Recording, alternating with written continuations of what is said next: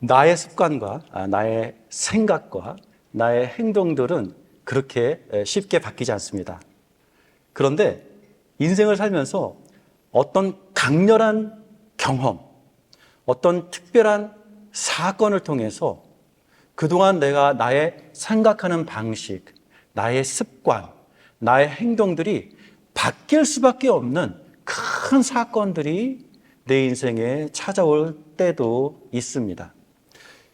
나중에 오늘 예배 후에 여러분들이 그 나눔의 시간을 가질 때에도 혹시 나의 인생에 나의 습관과 생각과 어떤 나의 행동들, 나의 언어까지도 바꾸어 버리게 만들어준 그런 강렬한 사건들, 경험들이 있었는지를 한번 나누는 시간을 가져볼까 합니다. 사실 인류의 역사를 보게 되면 갈릴레오의 그 천동설과 지동설, 이에 큰 어떤 그 생각의 변환이 우리 인류의 역사를 얼마나 정말 크게 결정적으로 바꾸어 놓은 큰 사건이 되었는지 우리 모두는 압니다. 오늘 우리가 읽은 사도행전 10장의 말씀이 바로 그러한 큰 사건이 기록된 장이기도 합니다. 기독교 역사에, 아니 모세오경, 창세기 시대에서부터 기록되어 왔었던 모든 그 하나님의 말씀에 대한 이해가 오늘 베드로가 경험한 이 사건을 통해서 확 바뀌어 버리게 되는 굉장히 큰 사건이 오늘 여기에 기록되어지고 있습니다. 그래서 우리가 오늘 본문의 말씀을 가지고 좀 더 관심을 가지고 집중해서 함께 생각해 보길 원합니다. 우리가 지난주에서부터 보았듯이 베드로는 지금 욥바라는 항구 도시에 무두장이라고 하는 직업을 가진 사람의 집에 지금 며칠을 함께 머물고 있는 상황입니다. 지난주에 잠깐 말씀드렸지만 무두장이라는 직업이 얼마나 정말 천한 직업이었는지에 대해서 생각을 해봤지요. 그 여성의 법적인 권한 중에 이혼을 할 수 있는 권한을 그 무두장이 와이프에게만 주어졌을 정도로, 그래서 무두장이의 아내들은 언제든지 그 남편과 이혼할 수 있는 법적인 권리를 가졌었을 정도로 그 무두장이라는 직업은 정말 낮고 낮은 천한 직업이었고, 유대인의 율법적으로 보았을 때에도 unclean한, 불결한 그러한 현장, 직업, 늘 피를 보아야 하고, 그렇죠? 또 굉장히 나쁜 독한 냄새, 악취가 너무 진동을 하는, 사실 그래서 조금 더 그들의 어떤 그 시빌로 그 법을 조금 더 해석하자 보면은 그 무두장이의 아내가 이혼을 요청할 수 있었던 근거가 사실은 그 냄새 때문이었다라고 하는 이야기도 많이 있을 정도로 웬만한 사람은 참 견디기 힘들 정도의 악취가 항상 배어 있는 현장이기도 했습니다. 우리가 지난주에 생각해 보았지만 베드로는 하나님의 놀라운 능력을 갖춘 사도로서 굉장히 큰 권능과 그 능력을 행하며 병든 자들을 치유해주고, 심지어 지난주에 우리가 무엇을 봤습니까? 결국은 죽은 사람까지도 살려내는 엄청난 기적과 그 능력을 행하는 모습을 보았습니다. 근데 그랬는데도 불구하고 베드로는 그 도시에서 아주 융숭한 대접을 받을 수 있는 좋은 시설이 있는 곳으로 가지 않고, 이렇게 그 도시에서도 가장 버림받은, 가장 외면받는 낮고 낮은 자와 함께 지금 하고 있는 그런 모습들을 우리가 지난주에 보았습니다. 그리고 또 지난주에 함께 생각해 보았던 것이 사도 바울이 다메섹에서 광주리를 타고 내려와서 도망가는 모습이 얼마나 사실은 그때 그 당시에 군사들, 병사들, 어떤 전쟁의 용어로 보았을 때에는 가장 수치스럽고, 그렇죠? 가장 부끄럽고 가장 연약한 표현이었던 것을 제가 설명해 드렸습니다. 이렇게 사울 또 베드로는 각각 늘 낮은 자의 선택, 가장 겸손한 자리를 계속해서 내려가는 쪽으로 그들의 마음은, 그들의 행동은 향하고 있었던 것을 보게 됩니다. 그러면서 사도 바울이 나중에 제가 지난주에 설명해 드렸듯이 바구니에, 광주리에 몸을 맡겨서 광주리를 타고 도망갔었던 사도행전 9장의 추억을 사도 바울은 고린도후서 11장에서 다시 그 이야기들을 언급하면서 사도 바울이 왜 그랬는지에 대한 이유를 자기가 고백하는데, 어떤 고백을 하냐면 나의 연약함이 그리스도의 강함이 되기 때문이다 라고 하는 놀라운 믿음의 고백을 합니다. 그래서 사실은 그 이후 오늘날까지 교회를 섬기는, 주님을 섬기는 모든 일꾼들의 정신이 되어야 하는 놀라운 고백이 바로 그것입니다. 자신을, 사역자들은요, 일꾼들은요, 자기 자신을 낮추면 낮출수록 그 안에 그리스도의 강함이, 그리스도의 크심이, 그리스도의 높임이 더욱더 확장되어져 가는 하늘나라의 놀라운 방정식이 여기에 담겨져 있습니다. 그래서 우리 교회도 항상 우리가 서로를 격려하며 서로를 보다 더 낮추는, 보다 더 상대 앞에서 서로를 다시 자신을 겸손하게 하는 이 마음가짐, 이 태도를 계속해서 격려하는 그런 교회가 되길 원합니다. 왜냐? 우리의 자금이, 우리의 낮아짐이, 우리의 연약함이 그리스도의 가장 크심을 드러낼 수 있는 도구가 되어질 수 있기 때문입니다. 이렇게 베드로가 그렇게 가장 낮은 자리에 가서 모든 사람들이 그렇게 꺼려하는, 또 사실은 율법적으로도 굉장히 불결하다라고밖에 여겨질 수 없는 그 현장에서 무릎 꿇었을 때에 바로 그곳에서 베드로는 놀라운 환상과 계시를 경험했다라는 이야기들을 우리가 읽으면서 지난주 그 마지막 부분들을 정리해 보았습니다. 자, 베드로는 바로 이곳에서 기도하고 있습니다. 그 비슷한 시간대에 while Peter was praying in Joppa in the tanner's house, 한 60km 정도 위로 올라가면 또 하나의 항구 도시가 나오는데 거기가 시자리아라고 하는 도시였습니다.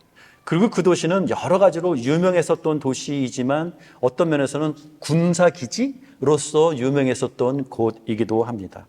그곳에 오늘 이탈리아 사람이다 라고 국적까지 정확하게 명시가 되어지는 분명한 이방인의 이름이 소개되어지고 있습니다. 코넬리어스라고 하는 사람이 여기에 등장합니다. 1절이죠. 가이사랴에 고넬료라고 하는 사람이 있는데 이탈리아 부대라고 하는 군대의 백부장이다 라고 하는 이렇게 로마의 장교 한 사람이 여기에 소개되어지고 있습니다. 그리고 그 사람은 2절에 그가 경건하여 온 집안과 더불어 하나님을 경외하며 백성을 많이 구제하고 하나님께 항상 기도했다라고 하는 그러한 놀라운 표현이 여기에 나오게 됩니다. 여러분, 요즘 시대에는 잃어버린 정신이지 않을까 싶은데 여러분, 우리 모두에게 제가 다시 한번 권면해야 하는 매우 중요한 어떤 그 정신이 여기에 있습니다. 성경에 나오는 기록들을 보면 항상 믿음은 개인의 선택으로만 끝나는 것이 아니라 한 사람의 그 믿음을 통하여서 그의 아내와 그의 부모와 그의 자녀들 뿐만이 아니라 그 안에 있는 식솔들까지, 거기 일꾼들까지도 다 믿음의 영역 안으로 들어와 모두가 함께 예배자가 되어지는 이런 모습들을 일관성 있게 우리들에게 이야기해 주어 왔다라는 것입니다. 항상 우리는 현대 사회에 돌아와서 개인주의에 빠져서 그냥 나의 믿음, 나의 선택, 이것으로 그냥 만족하고 그 안에 머물러 있으려고 하는 그러한 생각, 영향들을 우리가 많이 받았지만 in olden biblical times, when faith comes into a person, it usually comes in a context of a family, where whole family comes to worship the one and living God. 그래서 창세기에 그 소돔과 고모라 사건을 우리가 잠깐 생각해 보았으면 좋겠습니다. 소돔과 고모라가 너무너무 하나님 앞에서 참 죄악된 곳이었기 때문에 하나님께서 그 도시를 심판하려고 찾아오시지 않았습니까? 그 길가에서 아브라함을 만났잖아요.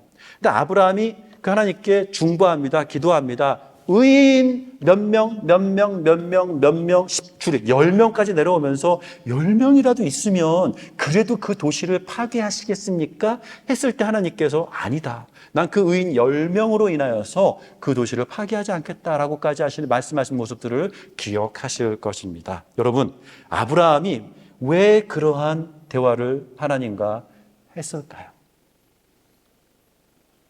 왜냐하면 그 도시에는 아브라함의 조카가 살고 있었어요.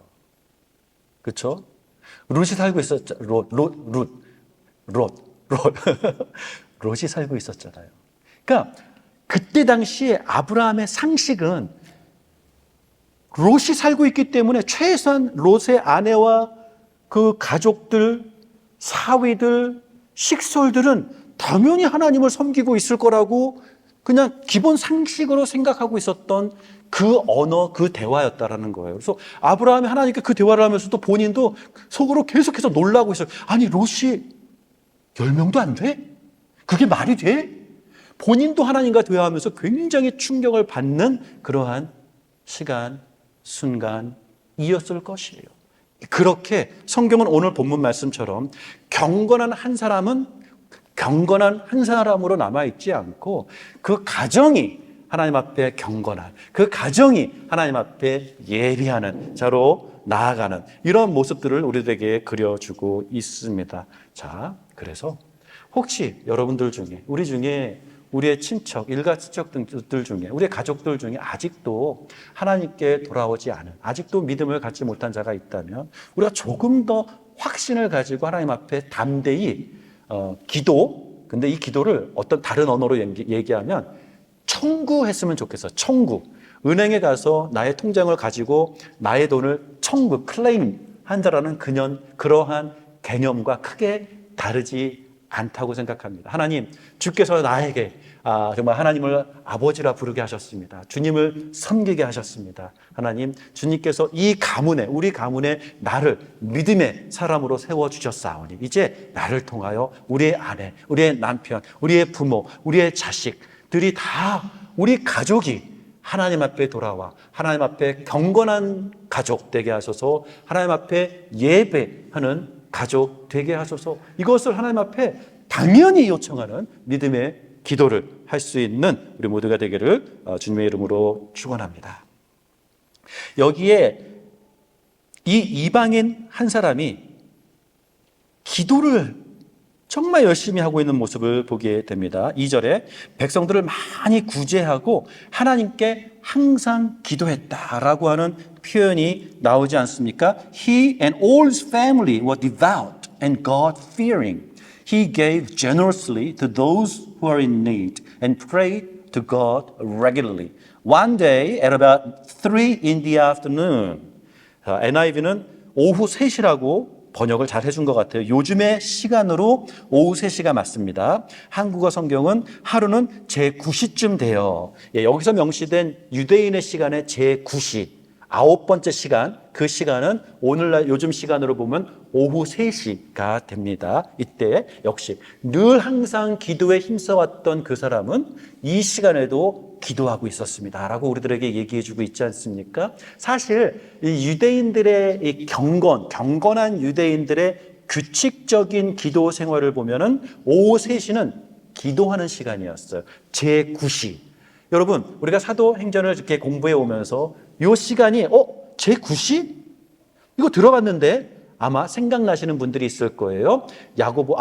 베드로와 요한이 성전으로 올라갈 때 그 미문 앞에서 은과 금은 나에게 없지만 바로 그 고백하면서 병자를 일으켜줬었던, 그것도 그들이 기도하러 올라가는 시간이었고 그 구절의 시작이 제9시에 베드로와 요한이 성전으로 기도하러 올라갈세 이렇게 나오듯이 그 시간은 경건한 유대인들에게 있어서는 기도하는 시간이었습니다. 이때의 고넬료도 역시 오늘 본문 말씀에 항상 기도하는 사람으로서 그 시간에도 그가 늘 그렇게 해왔듯 기도의 자리로 나아가고 있는 모습을 우리들에게 얘기해 주고 있습니다.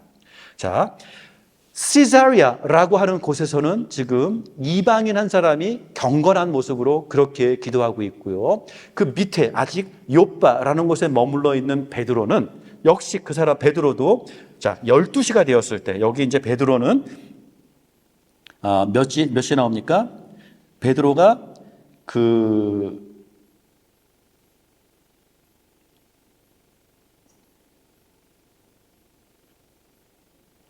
9절, 이튿날 그들이 길을 가다가 그 성에 가까이 갔을 때에 그때에 베드로가 기도하려고 지붕에 올라가니 그 시간은 제6시더라. 유대인의 시간으로는 12시예요. 12시가 딱 되어서 베드로는 또 그 시간에 맞추어서 본인은 이 욥바에서 기도의 자리로 올라가고 있는 모습을 보게 됩니다. 여러분,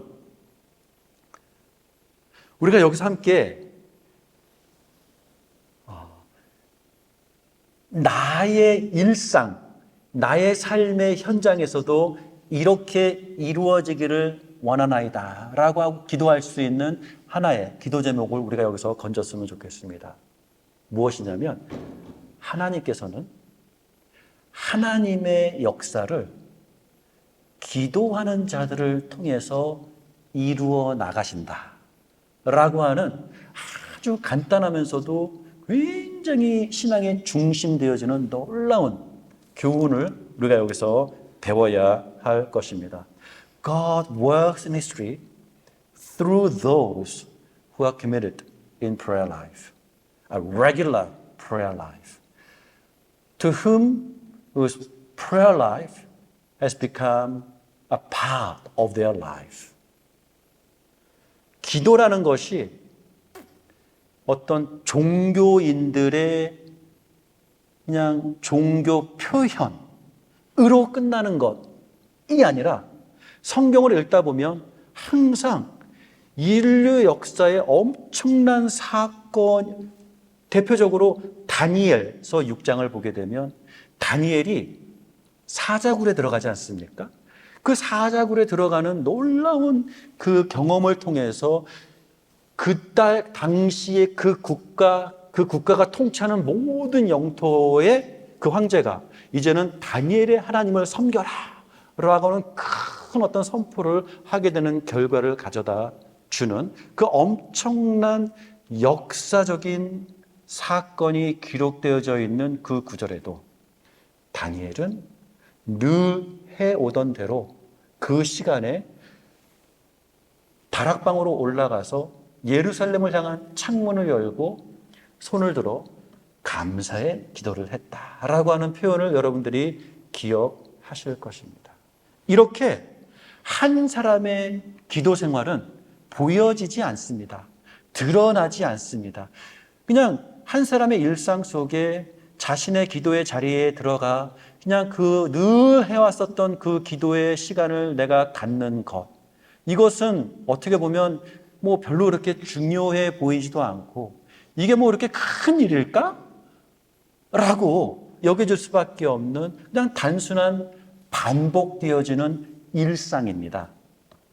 그런데 이렇게 단순한 반복되어지는 작은 일인 이 기도가 늘 하나님께서는 바로 그 작은 그 기도, 그 기도의 자리를 지키는 그 사람을 통해서 말씀하시고 지시하시고 때로는 오늘 본문의 말씀처럼 필요한 연결을 해주시고 그 만남을 통해서 오늘 같은 경우는 기독교 역사를 확 바꾸어 버리는 성경의 해석은요, 제가 감히 말씀드릴게요.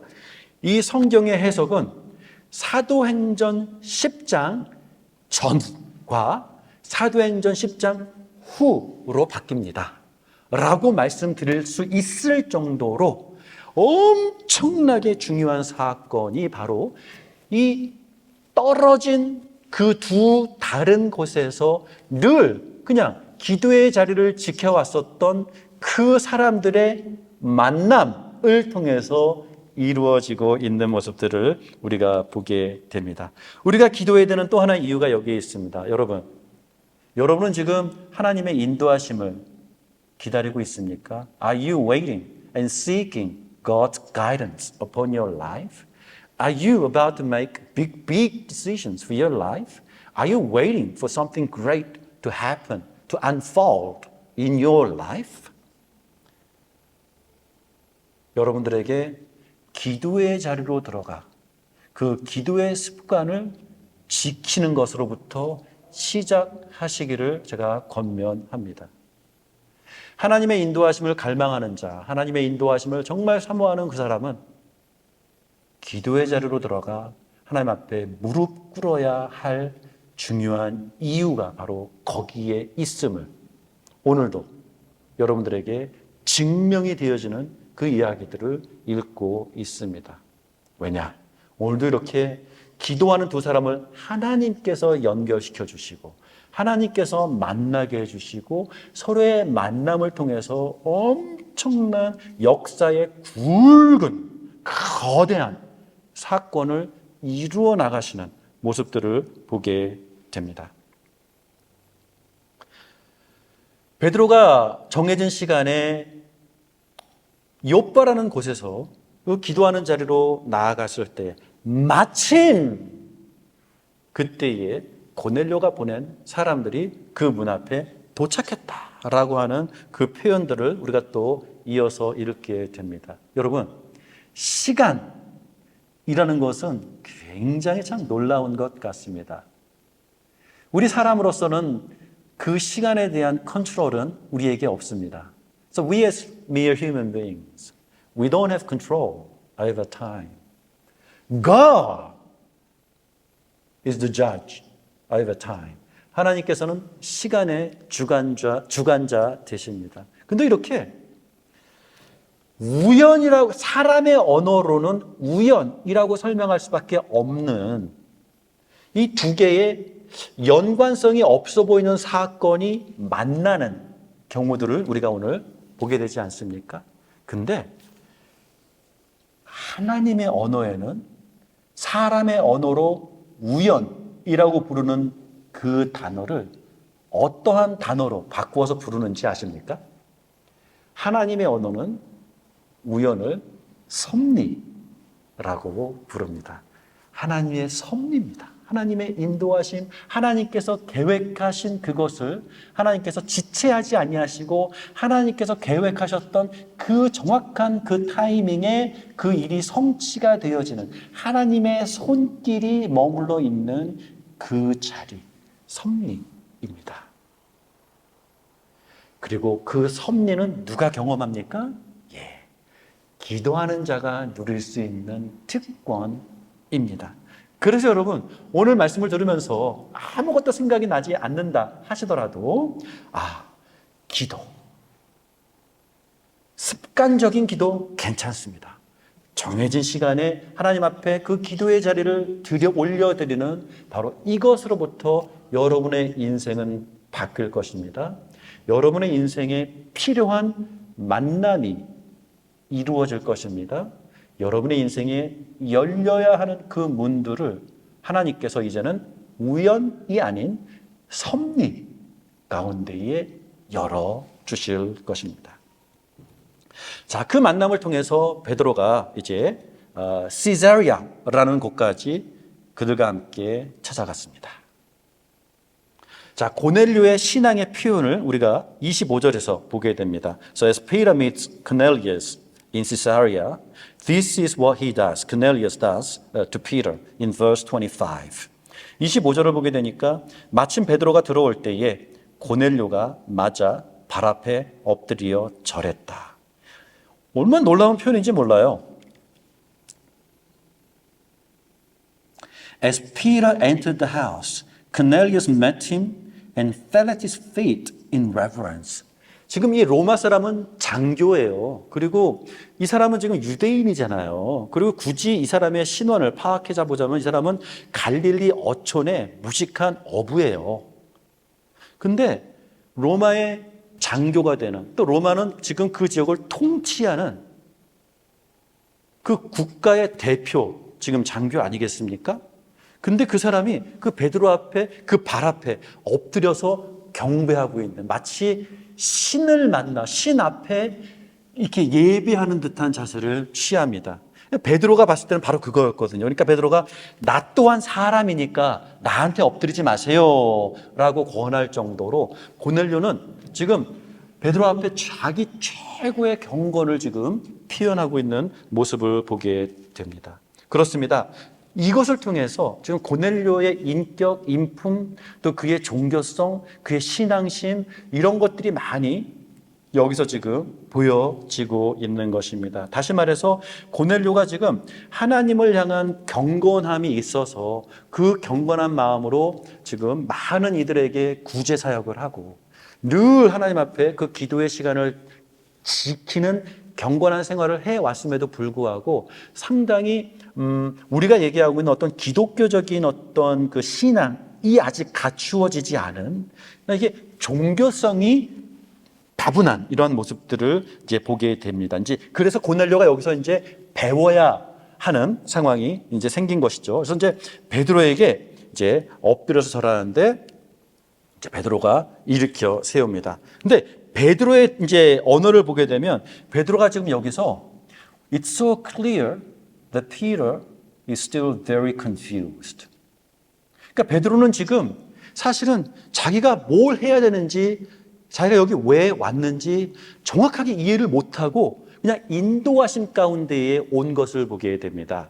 So Peter has taken a journey, 14시간 정도 걸린대요. 이 조바에서 시자리아, 필리포에까지 이렇게 걸어가는 데는 한 14시간 정도, 그러니까 이틀 정도의 시간이 걸리는데 그 거리를 걸어오는 동안 또 그날 12시에 기도하면서 하늘에서 환상이 내려서 보자기 같은 게 내려오고 그렇게 베드로가 경험했었던 그 이야기들을 본인은 어떤 그 경험은 했지만 이게 무슨 일인지 정확하게 이해를 하지 못한 상태에서 왔어요. 그 언어가 이제 여기에 보이게 됩니다. 몇 절입니까?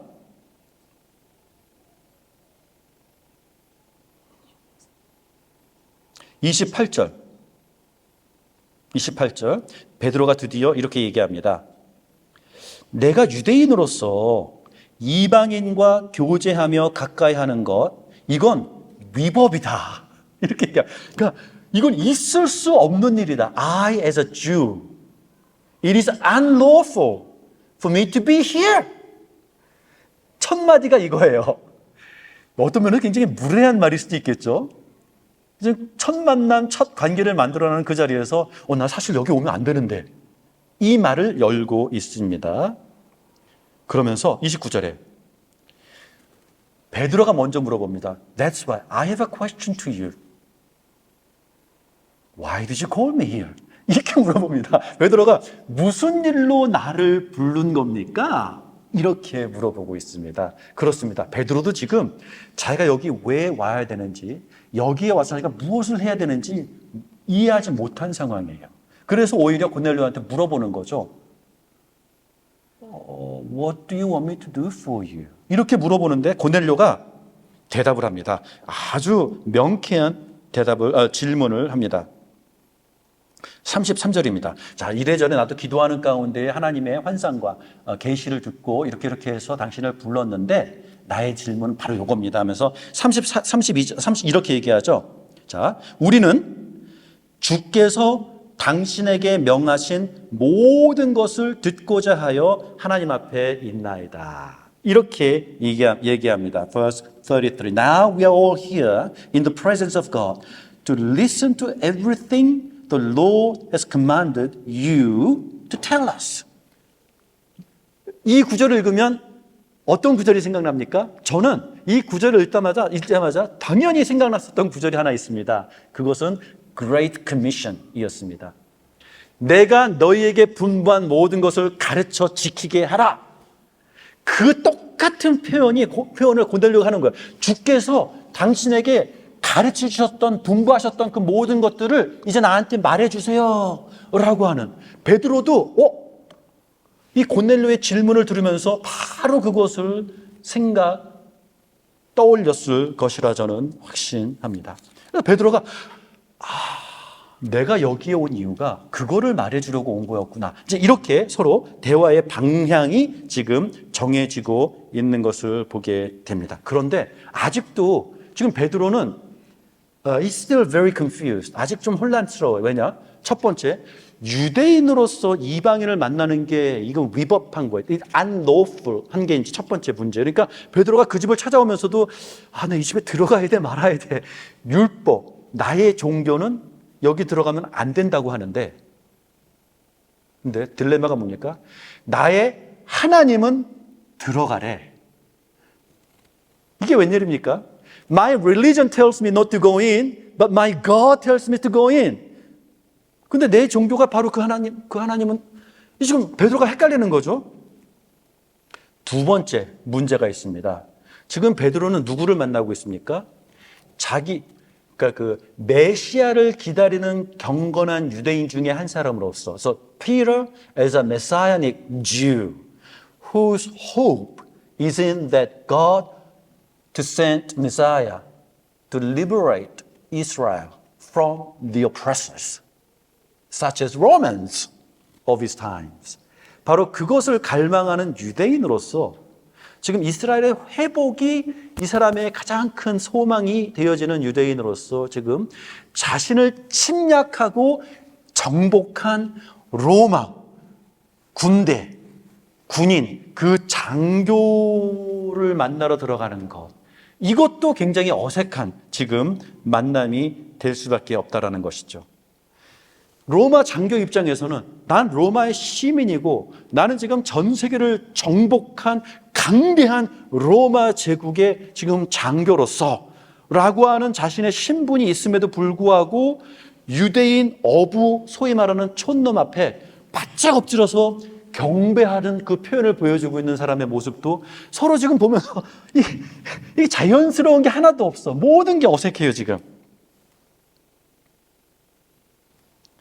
그러나 가장 큰 첫 번째 사건은 유대인과 로마인의 만남, 그것보다 더 큰 것이 무엇이었냐면 이 만남과 대화, 특히 이 고넬료의 request, 주님께서 당신에게 분부한 모든 것을 나에게 말씀해 주세요 라고 얘기했었던 그 요청을 통해서 역사상 처음으로 그리스도의 복음이 이방인에게 설명이 되어지는 놀라운 사건이 시작됩니다. For the very first time in history, this is the moment where gospel of our Lord Jesus Christ is being preached to a Gentile person. 이 전까지는요, 오순절날 성령이 임했습니다. 베드로가 그 예수는 주 되십니다 라고 하는 복음을 선포합니다. 그 복음을 통해서 우리가 어찌할꼬라고 마음에 큰 어떤 그것을 느끼면서 주님 앞으로 돌아오는 숫자가 3천, 5천 날로 부흥하고 있고, 사울의 핍박으로 인해서 그 예루살렘에 모여 있었던 유대 크리스천들이 다 뿔뿔이 여러 지역으로 흩어진 상황 속에서도 그들은 유대인들에게 찾아갔어요. 유대인들에게 예수는 그리스도다라는 것을 증거해 왔어요. So far, their journey has always been targeted to fellow Jews. 그들이 복음을 전했었던 상대는 항상 흩어져 있는 유대인들이었어요. 그래서 우리가 질문해 봐야 되는 것이에요. 예수님께서 땅끝까지 가서 나의 증인이 되라 라고 명령을 하셨는데 지금 이 베드로를 비롯한 이 초대교회 성도들이 이해한 그들의 사명은 무엇이냐면 땅끝까지 가서 흩어진 유대인들에게 복음을 전하는 것이겠구나라고 이해했던 거예요.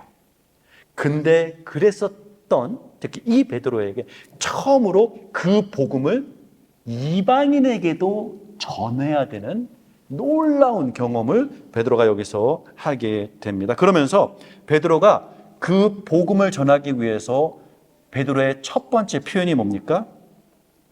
하나님께서 어떠한 분이시다라고 여기서 지금 얘기합니까?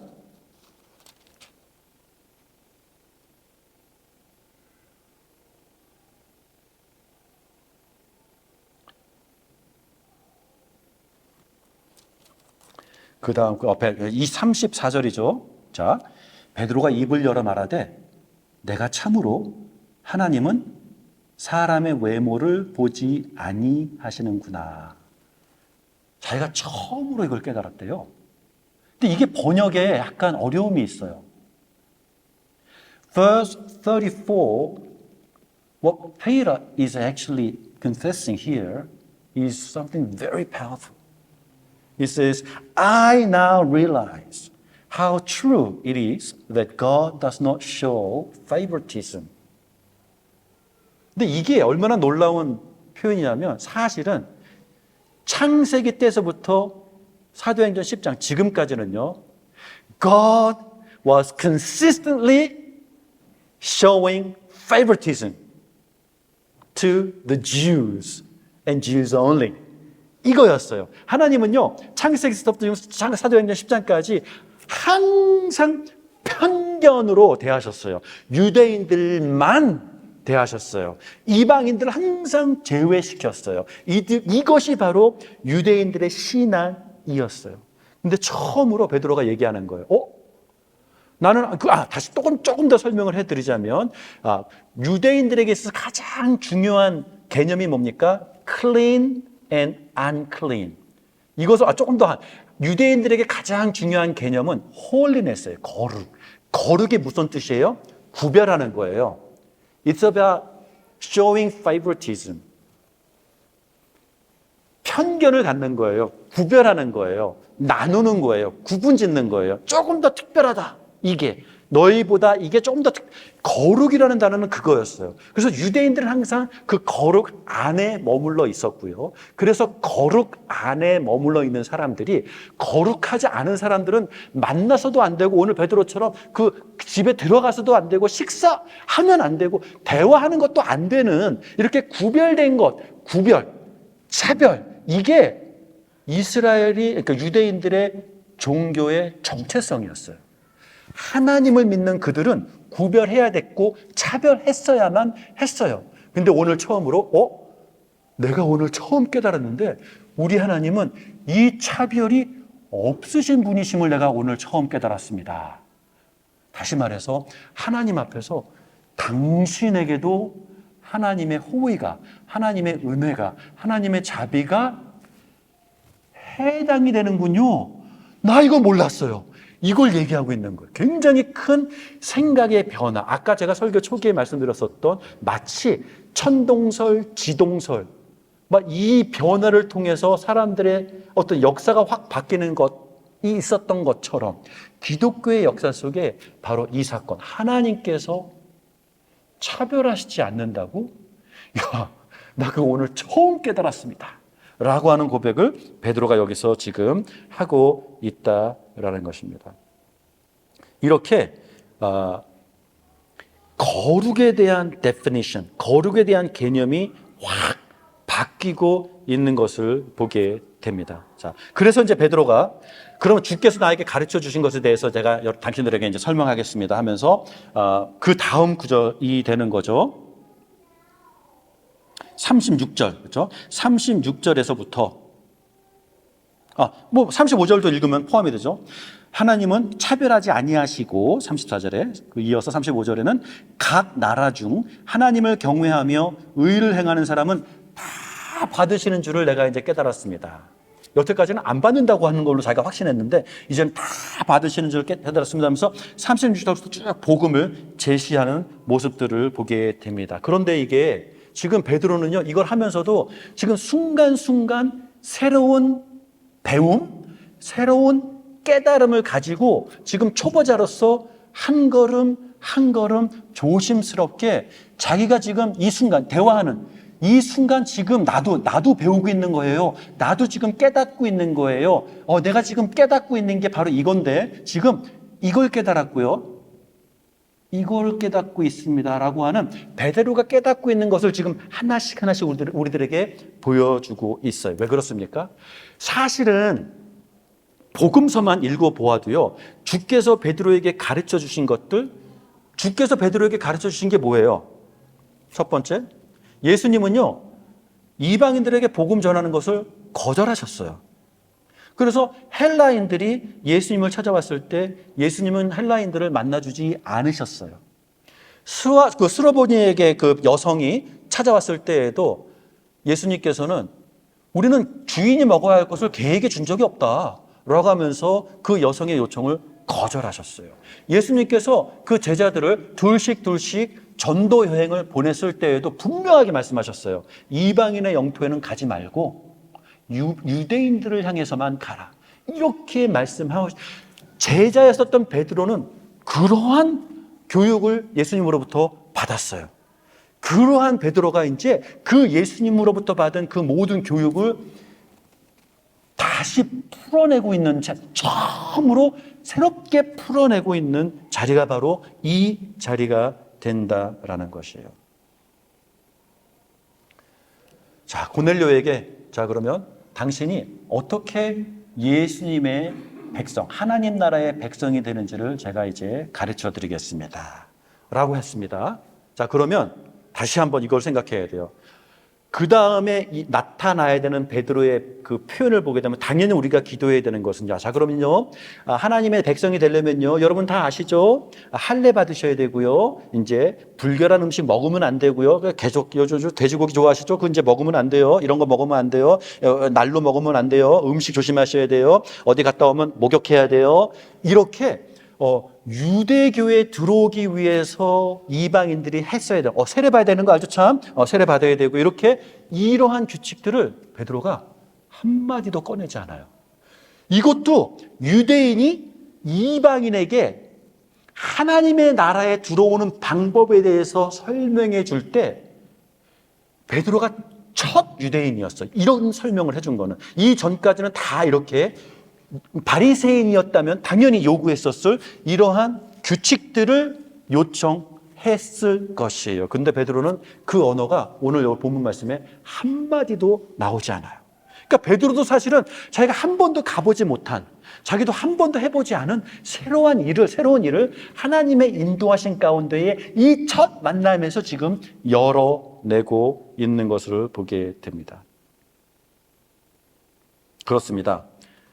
어떻게 하나님의 나라에 들어올 수 있습니까? 43절입니다.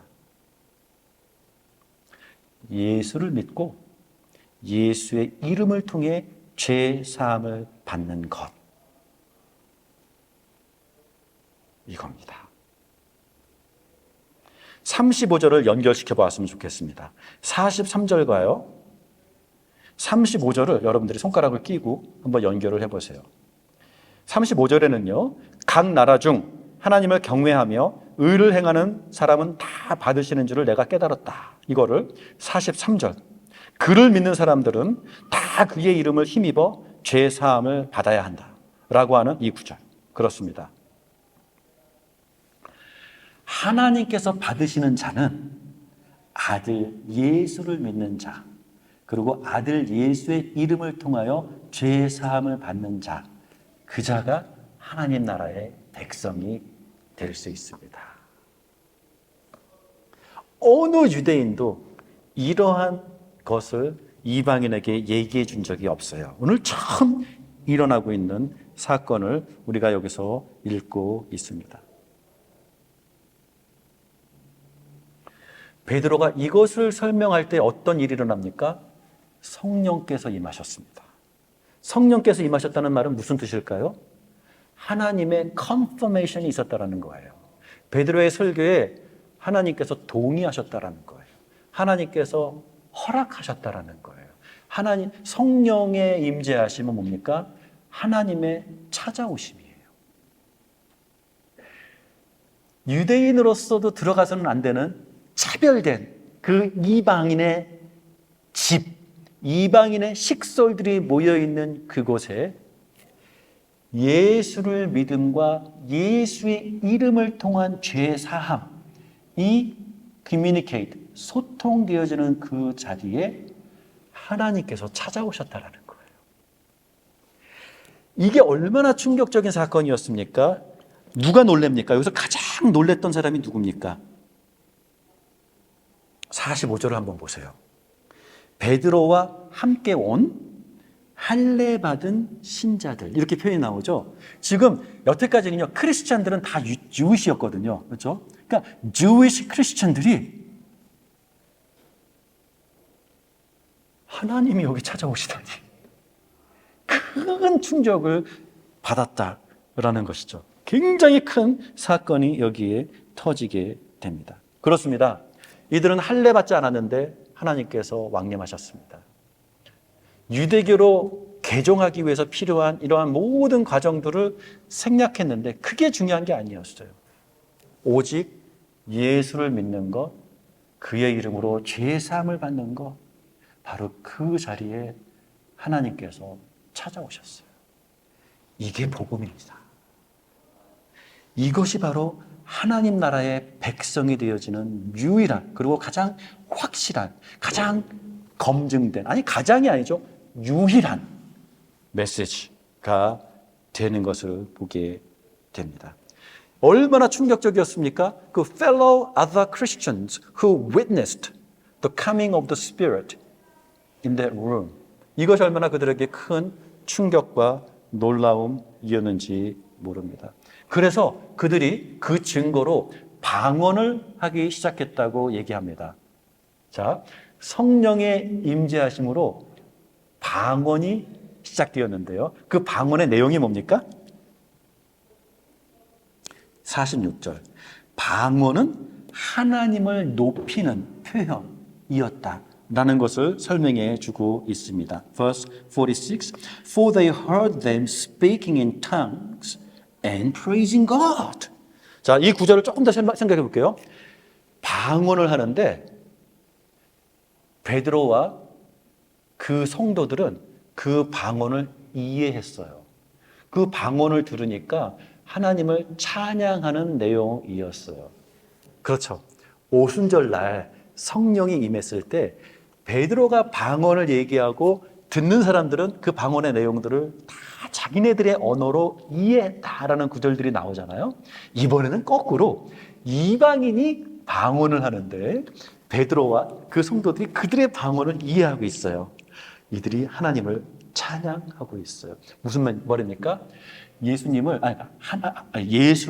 주라고 고백하는 그 고백의 표현을 들었다라는 그 말이 됩니다. 그래서 여러분 고린도전서 12장 3절에도 그 말이 나오죠. 누구든지 그리스도의 영, 성령이 없이는 예수를 주라고 고백할 수 없습니다. 성령의 강림하심, 성령님의 가장 강한 역사의 증거는 예수를 주로 고백하는 그 고백이 이루어지는 자리, 바로 그게 하나님의 임재하심의 가장 강력한 증거라는 것을 우리는 여기서 다시 한번 생각해 보아야 할 것입니다. 여러분, 또 하나 또 생각해 보았으면 좋겠습니다. 우리가 여기서 오해하지 말아야 될 것이 있습니다. 성령이 언제 임했습니까? When did the Holy Spirit fell upon that room? The answer is whilst Peter was preaching God's word to them. 그렇습니다. 하나님의 말씀을 진실되이 증거할 때 성령이 임했습니다. 거꾸로 얘기한다면 성령의 임하심은 지금 베드로의 메시지가 진실되다를 증명해 주시는 하나님의 방법이기도 합니다. 다시 말해서 성령 충만함을 사모하십니까? 성령의 임재하심을 갈망하십니까? 그러면 우리가 잊지 말아야 되는 가장 중요한 시작은 복음의 진리를 내가 외치는 것입니다. 복음의 진리 안에 거하는 것입니다. 복음의 진리를 서로 안에 소통해야 합니다. 바로 그럴 때 성령님의 강한 임재가 있습니다. 왜냐하면 우리가 요즘 시대에는 성령이 임재하신다면 맨날 이렇게 머리에 손 얹고 뭐 이렇게 하고 해서 사람들이 까무러치고 자빠지고 하는 그런 그 과정, 작업을 통해서야만 하나님께서 임재하시는 것이 아닐까 싶은 인상을 혹시 강하게 우리가 받고 있다면 그것도 맞습니다. 왜냐하면 사도행전을 읽다 보면은 아직 요한의 세례밖에 알지 못하는 그들에게 바울이 가서 안수를 해줍니다. 안수를 해줄 때에 비로소 성령님이 임했었던 그 기록들을 사도행전은 우리들에게 얘기해 주고 있습니다. 그래서 기도와 안수를 통한 임재하심이 분명히 있습니다. 그런데 더 중요한 것, 더 우선된 것은 무엇이냐면 복음의 명쾌한, 복음의 진실된, 복음의 정확한 그 선포의 현장에 임재가 있다라는 것을 우리가 놓쳐서는 안 된다라는 것입니다. 그래서 우리가 찬양과 기도 속에 더 놓지 말고 붙잡아야 되는 것은 우리가 모일 때마다 성경의 진실을 우리가 진실되이 우리 안에서 나누고 있습니까를 서로 안에서 계속 점검하고 확인해야 할 필요가 거기에 있다라는 것입니다. 자, 이렇게 한 가지만 더 우리가 나누었으면 좋겠습니다. 여기 증인이라는 표현이 나옵니다. 다 같이 한번 찾아볼까요? 어딘지. 베드로의 고백 속에 39절. 우리는 유대인의 땅과 예루살렘에서 그가 행하신 모든 일의 증인이라. 그들이 나무에 달아 죽였으나 하나님이 사흘 만에 다시 살리사 나타내시되 41절 이거 보세요. 모든 백성에게 하신 것이 아니요 오직 미리 택하신 증인 곧 죽은 자 가운데서 부활하신 후 그를 모시고 음식을 먹은 우리들에게 하신 것이다. 41절이 너무 중요해요. He was not seen, the resurrected Jesus, right? He was not seen by all the people, but by witnesses whom God has already chosen. 여러분, 이 복음 전파는 무엇이냐면요. 증인들이 자기가 본 것, 들은 것을 testify, 증언하는 바로 이것이 복음 전파예요. 근데 무엇을 우리가 증언합니까? What's the content of our testimony?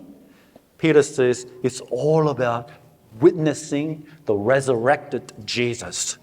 부활하신 예수님을 목격한 자들이 그들이 목격한 그 예수님을 주와 그리스도가 되신다라고 전파하는 이게 바로 복음 증거, 복음 전파의 내용이 되는 것을 보게 됩니다. 그래서 우리가 오늘도 주께서 우리를 증인으로 삼으셨습니까?